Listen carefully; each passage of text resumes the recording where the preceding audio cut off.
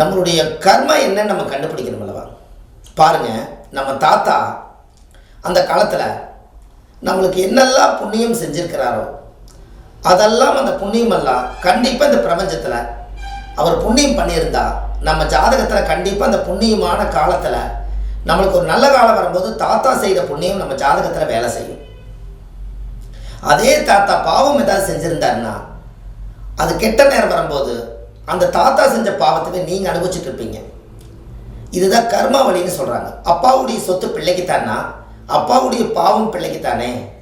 ஆனால் அப்பா நான் பாவம் செய்யலேன்னு சொன்னால் அவரை பெற்றவர் தாத்தா, அவர் செய்த பாவம் அவருடைய பிளட் வழியே இங்கே தானே வரும். அவருடைய தாத்தாவோட தாத்தா, அவரோட மூதாதிகள், அதாவது ஒரு 7 தலைமுறை ஒரு ஜென்மம் சொல்கிறோம்.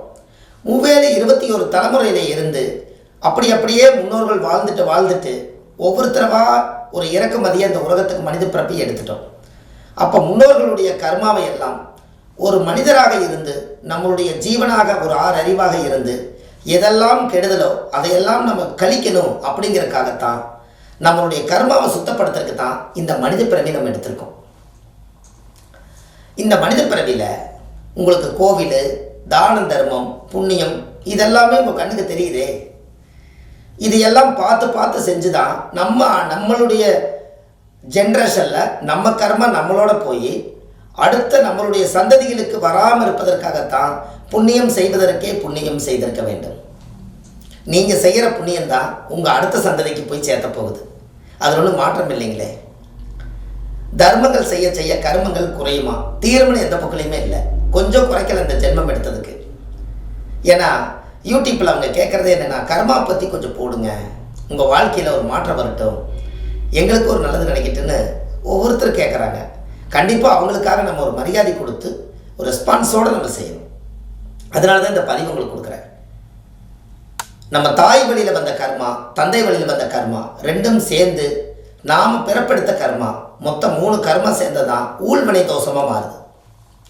ஒரு ஜாதகத்தில் திதி, நட்சத்திரம், கரணம், கிழமை, யோகம் 5 அங்கங்கள் சேர்ந்தது பஞ்சாங்கம். இதெல்லாம் நாம் சிசரின் பண்ணி குழந்தை எடுத்து நம்ம இந்த திதி நட்சத்திரத்தை கேட்ச் பண்ண முடியாது. பிறப்பிலேயே எழுதப்பட்ட விதி தான். நாம் என்னமோ ஒரு கால்குலேஷன் போட்டு நாம் சரியாக எடுத்துட்டோம் அப்படிங்கிற மாதிரி நம்மளுக்கு ஒரு நம்பிக்கையாக ஒரு மன சந்தோஷம் நம்ம நினைக்கிறோம். ஆனால் அதையும் கடவுள் அந்த ஞானத்தை கொடுத்து நீ இந்த டயத்தில் எடுத்தாலும் நான் இப்படித்தான் உன் கர்மாக்குள்ளே வருவேன்னு சொல்லி அது அட்வான்ஸாக இருக்க.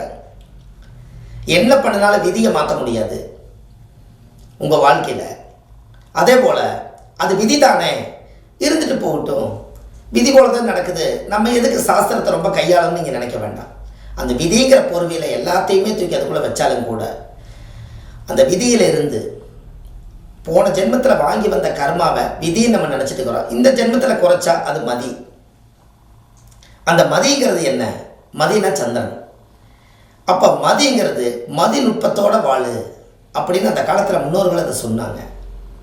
நம்மளுக்கு இவ்வளவுதான் விதி நம்ம நினைக்க வேண்டாம். அதை முறியடிக்கிறதுக்கு சகல வழிகள் இருக்குது. ஏன்னா 120 வருஷம் ஒரு மனிதனுடைய ஆயுள், 60 வருஷத்துக்குள்ளே வாழ்க்கையை ரிட்டையர்ட் ஆக்கிடுறோம். அப்போ 20 வயசில் இளமையும் 20லேருந்து 40 வயசுக்குள்ள ஒரு நடுத்தரமான வாழ்க்கையும் 40லேருந்து 60க்குள்ள முதுமையான வாழ்க்கைக்கே நம்ம போயிடுறோம். அப்போ எப்போத்தான் நம்ம வாழ்க்கையில் நல்லா இருப்போம் நீங்கள் நினச்சி பாருங்கள். எப்போ வேணாலும் நம்ம நல்லா இருக்கலாங்கிறதுக்கு காலங்கள் பத்தாது. உடம்பு மெலிஞ்சிரும். அப்போ ஏதோ ஒரு வழியில் நம்ம நல்லா இருக்கிறன்னா நல்ல சாப்பாடு, நல்ல ட்ரெஸ்ஸு, நோய் இல்லாத வாழ்க்கை, கொஞ்சம் காசு இருந்தால் நிம்மதி இருந்தால் போதும். இதை நினச்சாலே இதுதான் நல்ல வாழ்க்கை. இது உங்களுக்கு அளவாக போக மீதி இருந்தால் இது தர்ம வழியில் கொண்டுட்டு போய் ஒரு கோவில் கட்டுறவங்களுக்கு, ஆலயத்தை உருவாக்கி ஒரு ஆன்மீக செயல்பாடு பண்ணுறவங்களுக்கு ஒரு நல்லது செய்யுங்க. உங்கள் கர்மா கழியும். வாயில்லாத புறா, பச்சி, பறவைகள் இருக்குது, அதுக்கு உணவு கொடுங்க, உங்கள் கர்மா போயிடும். கர்மா கண்டிப்பாக குறையும்.